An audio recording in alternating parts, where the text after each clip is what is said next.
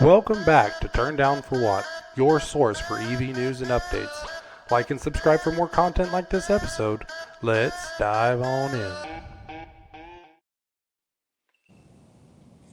Welcome back to Turn Down for What? Another day. Another electrified demoed episode. Let's go. I'm going to start by saying that I am mobile today. We wanted to get an episode this week. I'm out of town next week, so we may have a gap next week, but we wanted to get an episode in. We had a great special guest speaker today, so I'm here for the introduction. I'll be here for like 5 minutes, but I might randomly drop off this podcast episode because life. But did not want to pass up this awesome opportunity, and I'll let Chris do an introduction to our guest today. Yeah, today's an exciting one, guys. I've got BJ with us from formerly Electrify Expo and now Demo Days, and we're going to get into that and talk about that and learn all about that. And when I was very new in the EV world, back in 22, when I first got my Lightning, one of the early people in the EV community that kind of embraced and allowed me to be a part of it was Electrify Expo. And I brought my Lightning, as one of the first to take delivery in the Bay Area, and brought it, with my frunk and display and the folks at Ford. And I had it there as part of the show off group, with Neil and just with the different groups out there. And I've been doing it since 22, and just that entire community has been big, and Electrify Expo has been part of my entire journey as a creator and as Turned Down for What. And so I've obviously watched it and loved those, all of those expos. And so this year there's some big changes and lots of questions and so much unclear about it. And I'm like, man, I got to get BJ on. And I've been working for like a month, but like, how do we get our schedules to align? And so I feel bad for Josh because, we've been trying to do this and get all of us together. And there's just kind of at least a brief moment with the three of us. And so I wanted to get an opportunity to kick off. And, BJ, you and I will get to talk longer than Josh will be with us. But, for the audience who doesn't have, a demo days coming to their market and hasn't seen one before, maybe just kind of talk a little bit about what it is, and then we'll kind of reverse back and talk about how we got to where we are. And then I'll try to bring one up on the screen, your website, because it's really exciting what you guys do. Thanks, Chris. And Josh, thanks for joining us. I know you're on the road, so we appreciate that. The whole idea was built around giving people the opportunity to experience a new technology firsthand. And EVs have been a very misunderstood technology. And, you can't really communicate the features and benefits of EVs through a TV ad or a print ad. For many people, especially people who are not early adopters, you have to put them behind the wheel of it in order for them to really understand those features and benefits, as well as debunk a lot of the myths that are out there, the misconceptions that are out there about EVs. And so, you can't do that by going to an auto show and looking at a car behind a velvet rope. Driving an EV in the basement of a convention center really isn't going to pay off on the thrill factor and fun factor of EVs. So we created this outdoor festival concept that became very popular and has now expanded into several cities all around the country. And we just provide demo experiences for really now anything with a motor.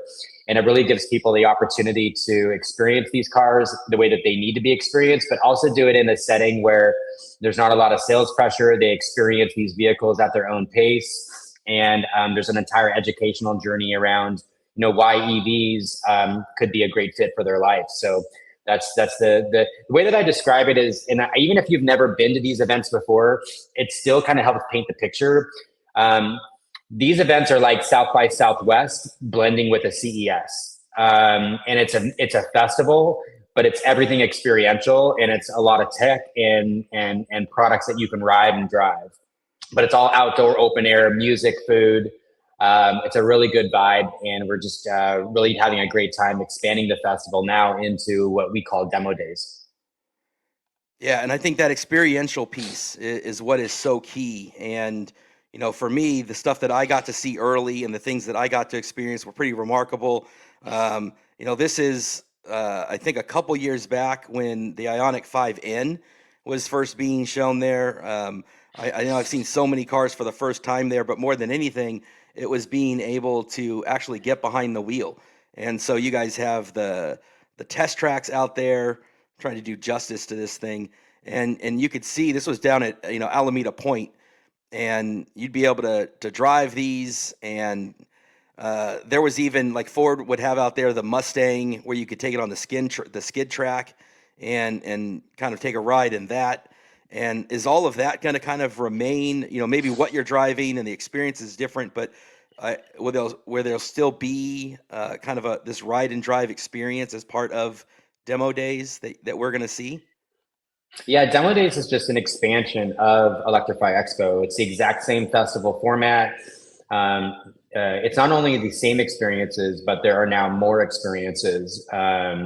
So it's absolutely what you've come to expect from Electrify Expo. And, really, Electrify Expo is not going anywhere. It's embedded within the Demo Days festival footprint. So a lot of the electric experiences are in our Electrify Expo zone, and we have plans for Electrify Expo in the future too, as the industry continues to mature and evolve. So this is a strategic move, and we can get into why we did what we did. I think that there's absolutely a science and a logic flow about why we did what we did, and I'm happy to kind of dive into that when the time is right.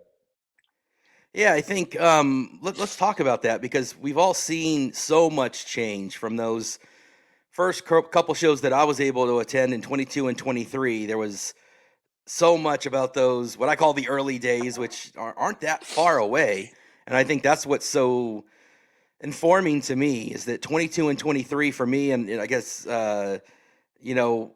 is, shoot, man, it's within the last 5 years. So when I think ahead for 5 years, if that much can change in the previous 5, how much can change in the next 5? We can be in a totally different place. So here's the here and now. And, I've seen it go from, as someone that's a Ford enthusiast, from where we were talking about T3, the next full-size generation vehicle. Now we're talking about smaller vehicles. Now we're talking about, where are we at with the Chinese? Now we're talking about e-revs. Now we're talking just, the entire environment of, tax incentives have changed.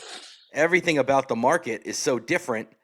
I'm assuming you saw a lot of that same shift. I'm assuming the people that are attending the shows are seeing the shift and coming to you with different things. What did that conversation look like? How did we get here? Because when I first saw the announcement, my heart sunk. I'm like, oh, another, like, this was the pure EV place. This is where, when you think about South by Southwest, or you think about these places that are festivals that are pure to your niche, or pure to, like, where you go for what you love, it would be like, something that's foreign coming into it and tainting it. So tell me why I'm wrong, man. Tell me why. Because it was like this place where all things electric, this was the place to go to see it all. Tell me why this is a good thing. I understand that sentiment. Absolutely. Electrify Expo has been around for 4.5 years. We've done 32 of those festivals all across the country, over 600,000 attendees, over 1 million demos delivered.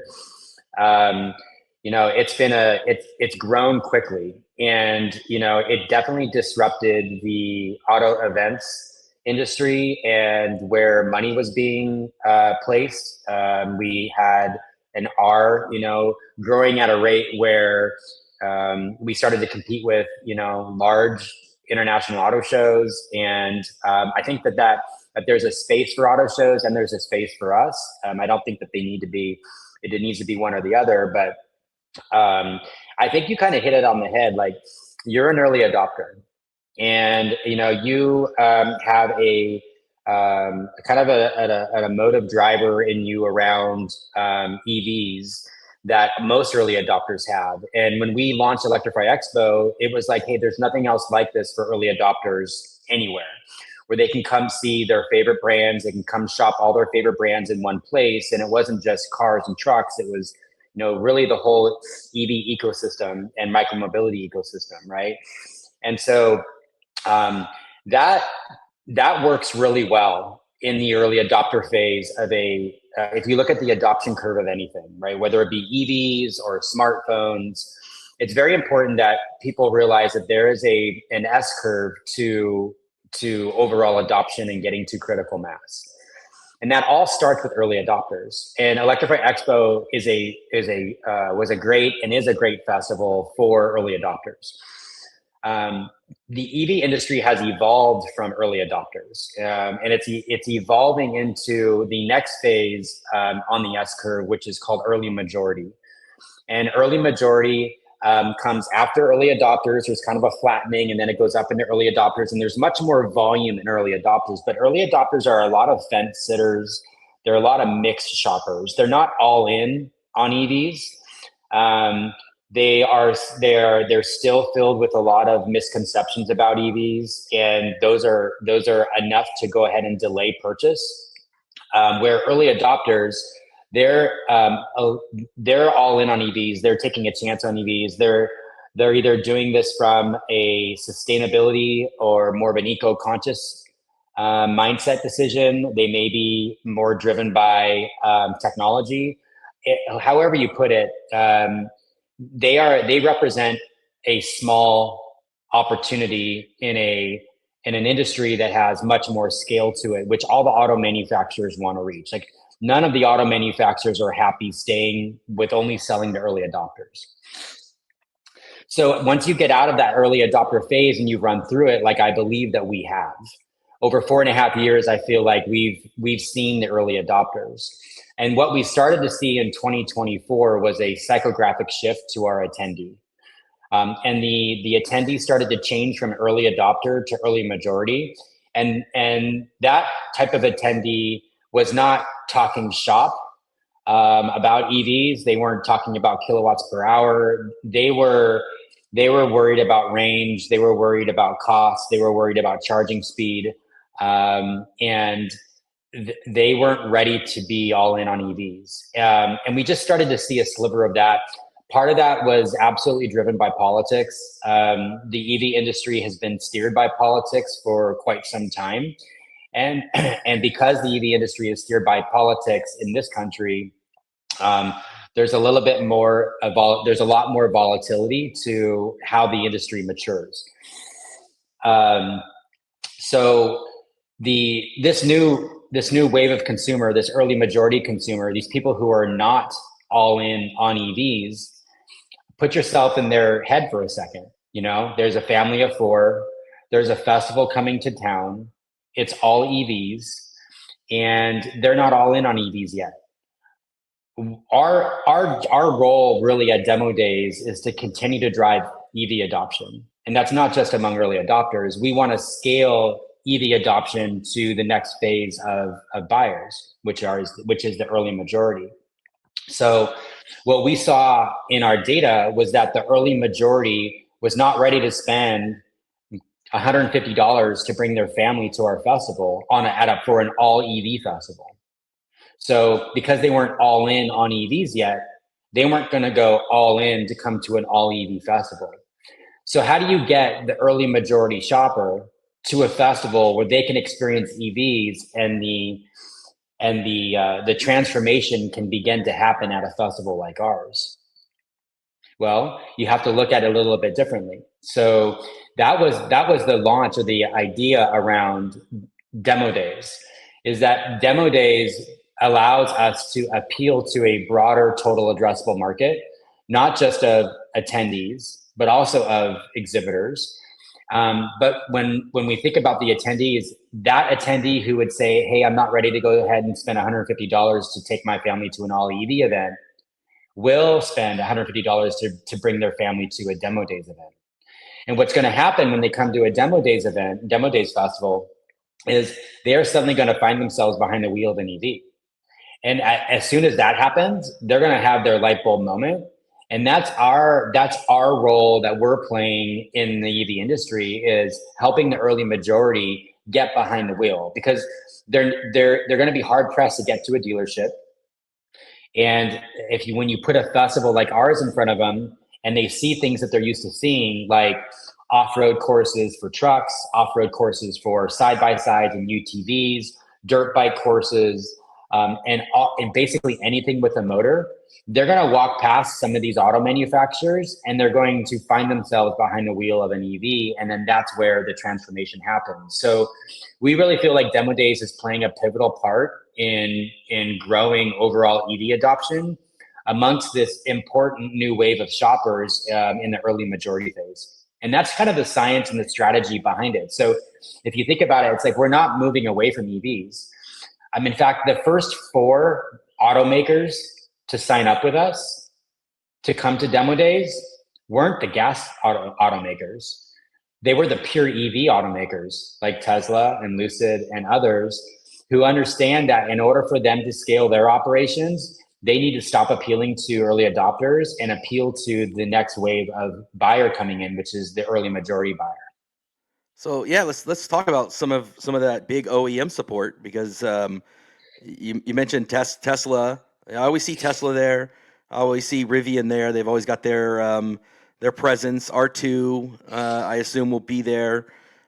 Lucid, I know, being here in the Bay Area, I always see Lucid there. They have their Lucid Bearstream RV is always great to see at the show. Who would be the fourth? You mentioned 4 of them kind of early on. Polestar, always great to see Polestar coming out. Any other OEMs that you can mention that you know are going to be out there? Ford typically is always there. Are they committed to all the shows? Yeah, we'll be seeing Ford at our festivals this year for sure. We'll be seeing Toyota at our festivals. In fact, Toyota is coming in really big in Los Angeles. We have an event coming up June 27th, 28th at the Rose Bowl. They're in Pasadena, where we take over 1 million square feet and produce this festival. And Toyota is taking over the off-road terrain park, so people will have the experience to get in a Toyota vehicle and ride along with a professional driver in the off-road park, which will be a lot of fun. But overall, I imagine we'll have somewhere around 20 or so automakers, maybe more, participating this year. They could be legacy automakers. I'm sure we're going to have some of the startups too there as well, brands like Slate and others. So we should expect to see that. Now, those 20 automakers, they might not all be at one festival, but over the course of our festivals this year, you're going to see them. And, it's going to allow us, like, I'm really excited about the 2 words Demo Days, because demos are what sell. And I'm really about selling. I'm really about moving metal. Our brand does a great job of generating media impressions in every market, and we generate hundreds of millions of media impressions in each market that we go to. But at the end of the day, like, our job is to move metal, whether it's cars or trucks or bikes or scooters or motorcycles. And demos are what do that. But no one's ever really been able to have a national marketing effort to brand those 2 words together in a way that we can own them. And that's what we're going to do. We're going to own this idea of Demo Days, and anything with a motor, you're going to find at our festival. And that's not just, what we talked about on 2 wheels, 3 wheels, or 4, but it's going to involve other types of products as well, like future technology. It could be humanoid robots and other types of robotics that are becoming more popular. Like, there's going to be opportunities for those manufacturers to demo those products as well. So it's really becoming a broader festival overall. But the strategy and the science of this is really to get people to the festival who would never experience an EV and put them behind the wheel of one and continue to grow EV adoption overall. Well, I think that's what was so unique and special about all the ones I attended was that mix, because we've always talked about butts in seats. You need to get butts in seats. And when you would go to the typical auto show, sometimes you couldn't put your butt in the seat at all. It might be kind of a look but don't touch situation. And the auto shows had gotten a little bit stale and a little bit kind of too cookie cutter. And it was such a different environment when you could be out there in the outdoors at an Electrify Expo.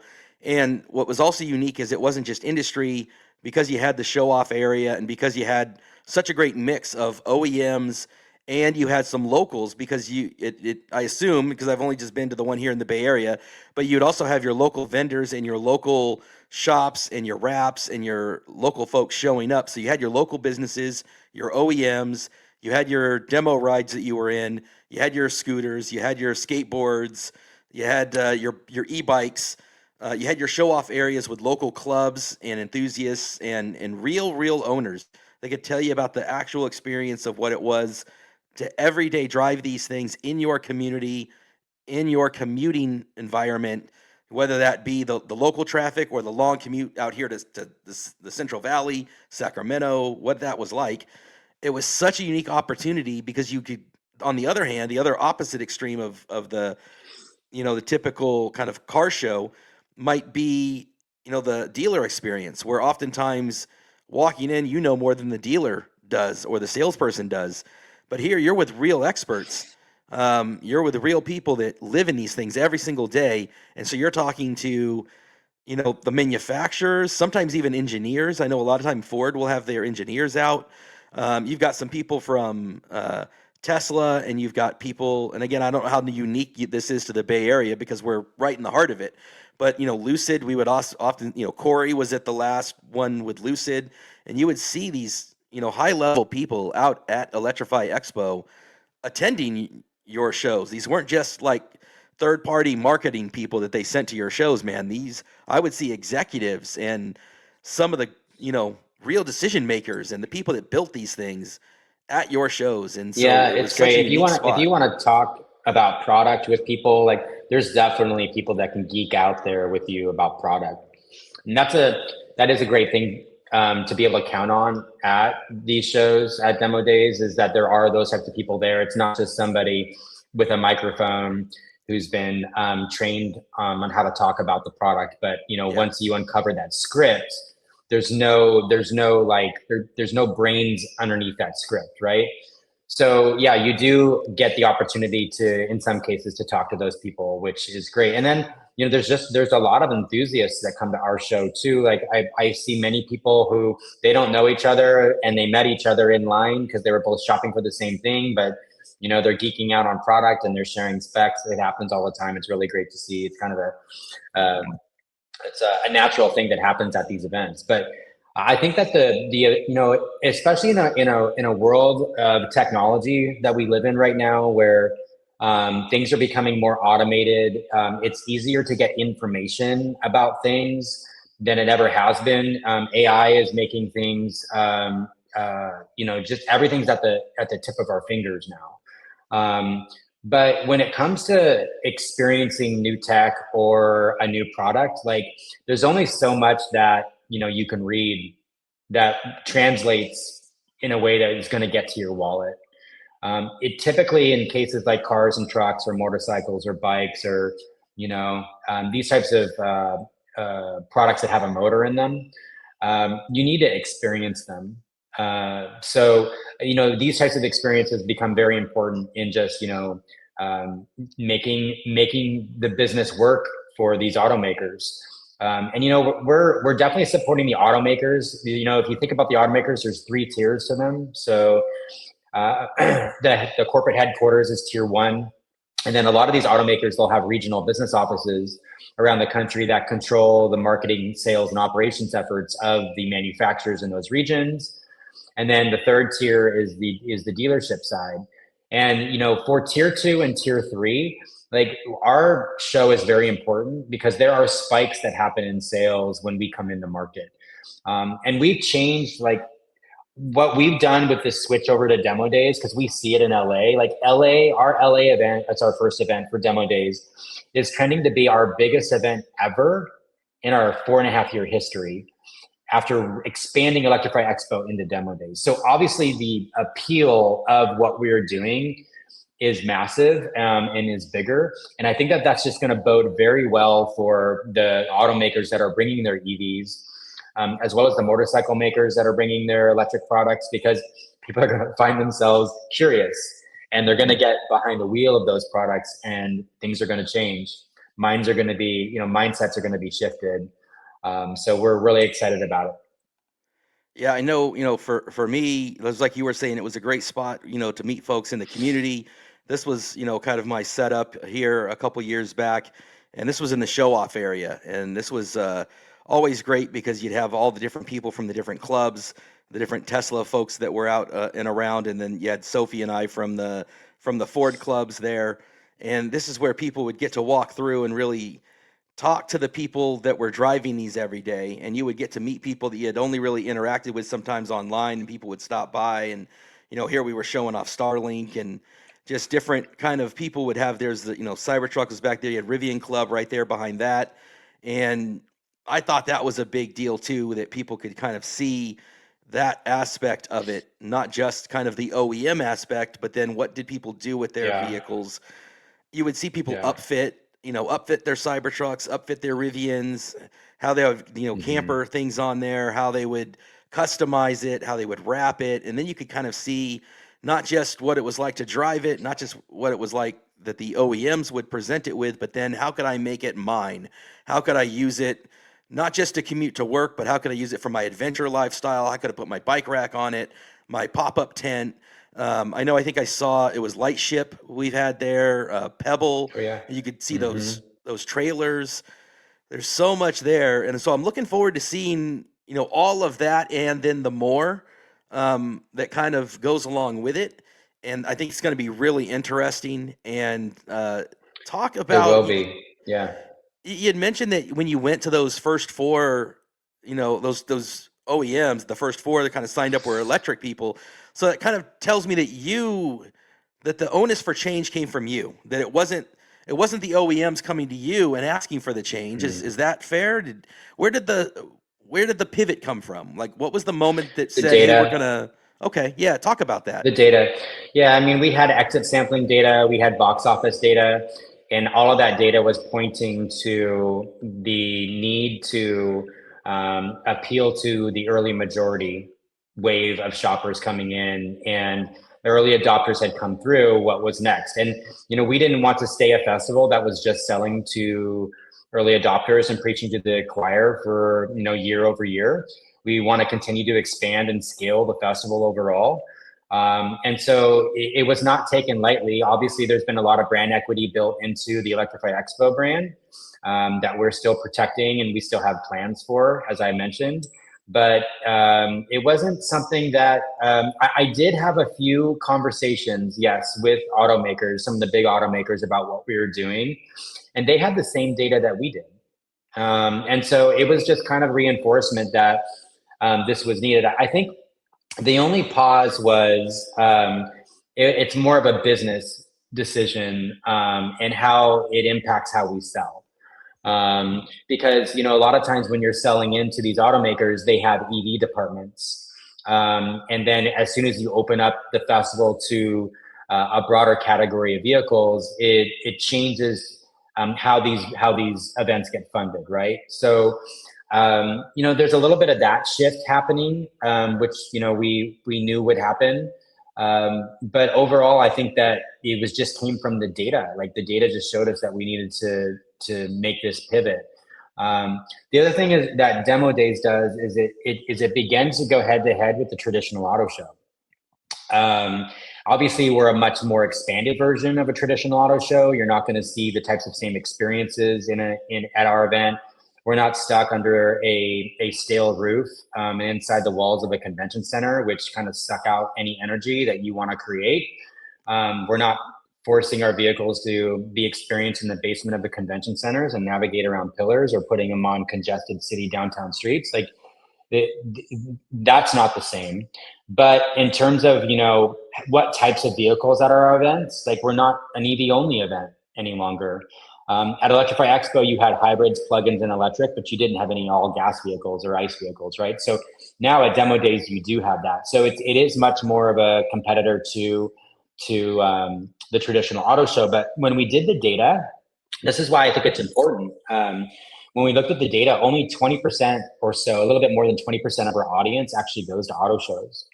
So most of our attendees don't even go to auto shows. So those automakers that are spending money at auto shows, they're not even seeing our attendee, which is very important.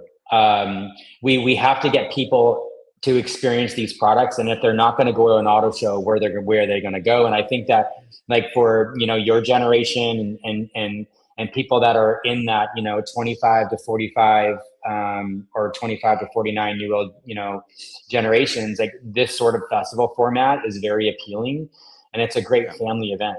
And auto shows have kind of, you mentioned it, that they're fatiguing. It's a generational audience. It's like, if your parents went to auto shows, you probably go to auto shows. And that's not what we see at demo days. It's a fresh audience for the most part.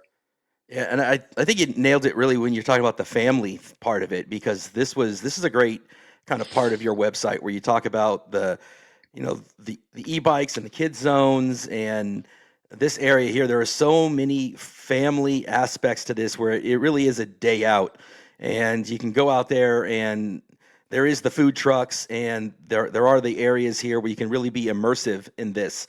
And so it isn't at all like the experience at a convention center or at a traditional spot. Are we going to see some of this kind of same thing? And I know you said Electrify Expo is kind of integrated into it. How much of this is still maintained? Has All any of of this it. expanded? Okay. Yeah, it has. I mean, you can kind of see there, Electrify Expo, the electric experience. That's on the demo days website.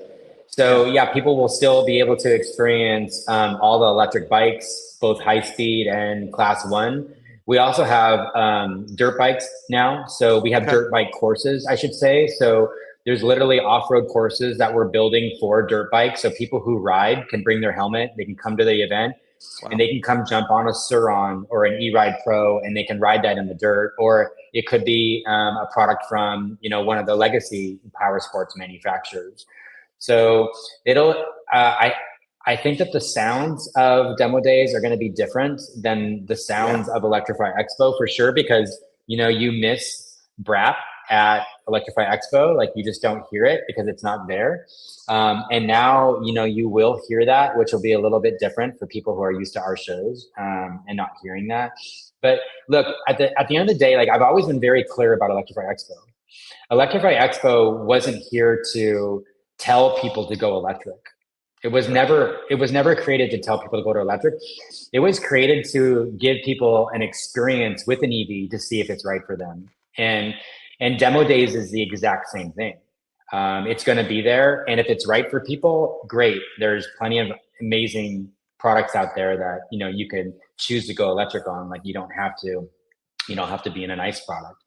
So I feel like the demo days is going to carry on the spirit of Electrify Expo. Electrify Expo is still embedded within the footprint, and it's just going to be appealing to a broader market of shoppers now. Now, as you were doing this, I assume you had to, as you go into these different venues that you went back to, had to explain the format change. Did you meet any resistance or anybody that was hesitant? Because a lot of times when you're talking about sustainability or electrification, there is an environmental component to it. There's a noise component to it. And so they might embrace it in a certain way that maybe a traditional, gas or even motorbike, there might be some hesitancy to. Or was everybody just like, okay, cool? Did you meet anything different when you went to present it this year?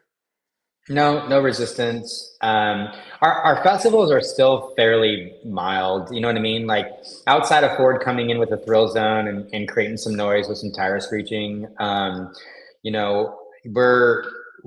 will be more types of exhibitions. Like, if you think about our venues this year, LA is at the Rose Bowl, but 3 of our events are at motorsport facilities. And that means we take over the racetracks. So at Texas Motor Speedway, Atlanta Motor Speedway, and Portland International Raceway. So, there's going to be fun opportunities for people to test drive things on the track. And whenever you're at a motorsports facility, like, it's endemic to hear noises and to hear sounds, right? So no issues, obviously, with venues like that. And then, other venues are new, and so we're getting them accustomed and acquainted to, who we are and what we're doing. But I think overall, like, the venues are very receptive to what we're doing, and they see where auto shows are going. There's plenty of automakers that are pulling budget and from auto shows and pouring them into our shows because they feel like, we are Auto Show 2.0. And it's really true. And so most of these venues want Auto Show 2.0. And they want that type of event at their venue. So far it's been, a really good conversation with the venues. And, we're right now planning 2027 and looking at, new venues. And so these are all fun conversations we get to have, but there hasn't been any resistance there. Like, I think that there's like this natural, hey, there's this seismic shift from, Electrify Expo to demo days, because you think about, maybe you think about like motorsport festivals, but we're not a motorsport festival. You know what I mean? Like there's not that element of it. I love motorsports. It's what I grew up around, and we've owned other motorsport properties and toured with them. So it's not like I have anything against them. We're just not a motorsport festival. Like we are a I like to call us kind of like a transactional event, where we really want to be a place where people can come, try it and then buy it. And you don't do that at a motorsports festival. And one thing that I'll just kind of throw in here, which I think is super interesting, especially for the auto industry, is like we just recently signed Amazon Autos to demo days. And if you know anything about what Amazon is doing in the car business, it's pretty massive. And they are working with tier 3 dealers who are signing up to be on the Amazon platform. So now you can go ahead and find the vehicle that you want on Amazon, and you can have that car drop shipped right to your home, just like you would buy. I mean, I'm generalizing for the sake of an example, but just like you would, buy toothpaste and have it sent to your home, you can literally find the car that you want and have it sent to your home. But how are you going to know what car to buy? And that's where we become a real transactional experience, is because now with Amazon Autos at demo days in LA, you can come experience Hyundai at demo days, find the car that you want, and literally go on your phone and transact and have that thing drop shipped at your house the following week. It's like, and that's where we want to go with this thing, is we really want to become a place where people can try it and then buy it, and just, be the Auto Show 2.0, this next generation of how to buy a car. And I think you can look at just with the R2, every time that they have one of those days where R2 is being shown at one of their stores, there's a line down the street to come and see R2. And if you go and you put a Tesla Semi somewhere or a Cybercab somewhere, anytime you reveal one of these things, people are going to go around and they want to see it. They want to get inside of it. And it's one of those things where now you put all of these things together in one spot. They're going to want to be there. And I think that's what I'm interested to see. And I think most of all, and that's where my, again, as an EV enthusiast, that was where my kind of antenna went up. And I was like, oh no, there are so many automotive platforms already to showcase the kind of powertrains that are the traditional ones. And I was like, this was the unique spot where I could just go through, and everything was spotlighted, everything was magnified on electric, and so I'll be really interested to see, and just to make sure that the electric isn't diminished and that the electric isn't minimalized, because to your point, there's a separate electric team, that does so much of the OEM handling of their models, and then to your point, there's a totally different juggernaut when you start getting into Toyota TRD, Toyota off-roading, Ford Raptor, Ford Mustang. There's a different budget. There's a different everything that goes along with that compared to their electric lineup. And so on one hand, that generates a lot of excitement and new opportunities. And on the other, my hope is just that to your point, that they bring in a lot of new eyeballs, and that those eyeballs get to see the electric, and that the electric doesn't get minimalized or pushed into the corner, or it doesn't become kind of like a footnote of the day where it used to be the highlight of the day. So I'll be very fascinated to see, as we walk through it, how the electric is, presents and how it's incorporated, and just all of that is going to be so fascinating, because obviously selfishly and admittedly with my bias, right? Like that's my passion. And so I hope this becomes, like you said, a springboard, an opportunity, a way, a gateway for people to see and put butts into those and compare them, and not an afterthought. I think I'm But curious to your passion would also be to grow the EV space and to have more people come to experience EVs absolutely, and experience like the thrill factor, fun factor, and practicality of EVs, right? absolutely. And in order to do that, we have to draw in the next generation of shopper. And that next generation of shopper is hesitant to spend money to go to an all EV event. They're hesitant to go to the dealership. Like they're not ready to do all of that. So it's like the business AVVs, like literally if you're head of sales or head of operations for one of the major manufacturers, EVs will not survive in an early adopter phase because the stock market will not look fondly upon a business unit that continues to lose money. Okay, Sure. And so the business of EVs, we have to sell more of them, and in order to sell more of them, we have to put people who are on the fence or who are a mixed shopper, meaning they're shopping for gas and maybe hybrid or gas and electric. We have to get them behind the wheel. We have to, and Demo Days is going to do that. So the EV experience will not be minimized at Demo Days. It's going to be very loud in terms of what its presence is going to be there.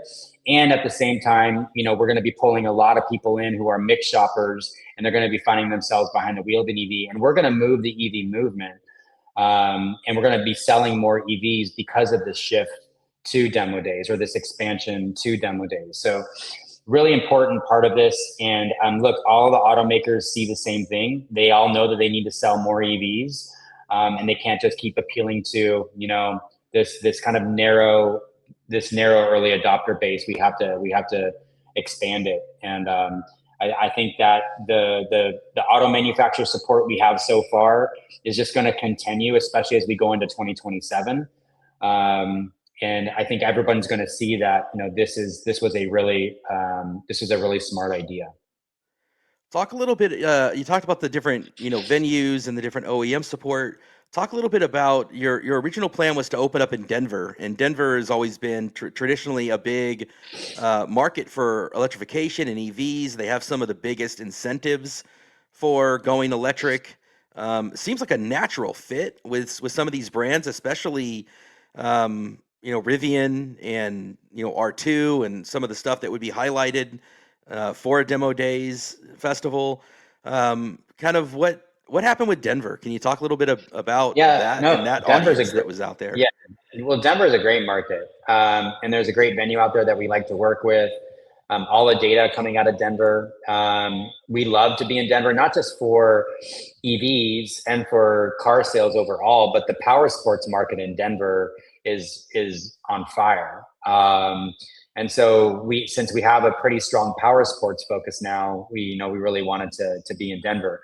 I think, at the end of the day, like this move, this was the first time we've ever made an expansion like this. We've spent so much time on the Electrify Expo brand and building that brand that when we made this expansion shift, it was overly ambitious. And especially within the time frame that we made the decision and then made the switch, that was also overly ambitious. And it's not just as simple as like updating the website and selling to exhibitors. There's a lot that we do from a production and operation standpoint, and what we tour with on our semis that has to be turned over from support to now supporting the Demo Days brand. And we ran out of production time to get those assets that we needed to Denver in time. So fortunately, that wasn't going to affect LA, but it just happened to affect Denver. So we're just going to push Denver back and hit Denver later. But we're looking forward to returning to that market for sure and heading back to that venue. But I think starting the year off in LA is kind of like how NASCAR starts their year off in Daytona. It's kind of our Daytona 500, if I can put it that way. Yeah. So we are pretty excited to kick it all off in LA. I was gonna say, well, you could always put Denver onto the end, and I thought, no, San Diego wraps up in December. You're not Yeah, you throwing can't put it Denver in in. on the end It'll in be a December or January. 2027 or further. Yeah. Yeah, Yeah. yeah. Demo days in January and December would be pretty rough. It would. get get your long johns on, man. That's going to be a cold one. You might have to Yeah. you'd have to add some snowmobiles to the demo days, That would be which could be fun. fun. Yeah, I would not be against that. I like how we both were like, "Oh, that could be fun." We've got a whole new market for you, BJ. We're gonna have the winter days, man. We'll get something I going like for it. you. I I like do. it. I was jealous, man, when I saw the first thing I always do every year, and I know why you do it, but every year I look at the schedule, and every year I see August in the Bay Area, man. And that first, I get sunburned every year, and God bless Ford, because the first year I got so sunburned that then they gave me a tent. So you'll see this Ford tent, this blue 10-foot pop-up tent that they gave me because I got so sunburned the first year. And they're like, you need this tent. So now behind the truck, I have this Ford tent that sits behind it for me to hide under and at least get out of the sun for those Where days. else can you go? You know, like where else do you go in August, right? In the US that you can find semi-comfortable weather. It's pretty tough, you know? Yeah. I don't know. Maybe we need to hit Toronto in August instead. But you know, that Alameda date, that San Francisco date has been a staple of ours since 2022. And Yep. we really enjoy that. We built a lot of equity into that date, and people kind of come to expect it now. So we're excited to go back. We take over 2 airstrips there. It's a lot of fun. It's a great We location. have some really, yeah, it's a great location. It's on the water. So, you know, it tries to stay as cool as you can. But yeah, it's you know, like planning an event tour is not just, you know, routing and logistics. It's also like, okay, well, how do you minimize, you know, weather threats? How do you make it most comfortable for your attendees? And typically those times of the year are the times of the year that those venues are in most demand, right?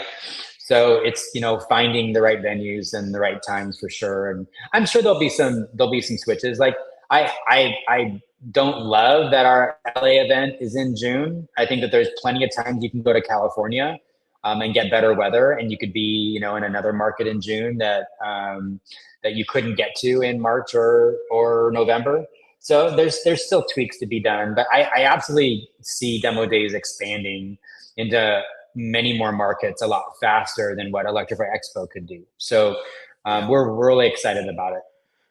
I think the last thing I wanted to kind of show from your website, and you talked about it earlier when you mentioned robotics, and so this kind of shows the robotics, and I had mentioned earlier the show off. Oh, that was the wrong one. There we go. You know, the show off component that I had been a part of, and then you've got the outdoor rec, and we had talked about the pop up tents. You had mentioned the robotics, and then this air mobility aspect. Where are they going to have like VTOLs and stuff on display and actually in action, taking flight?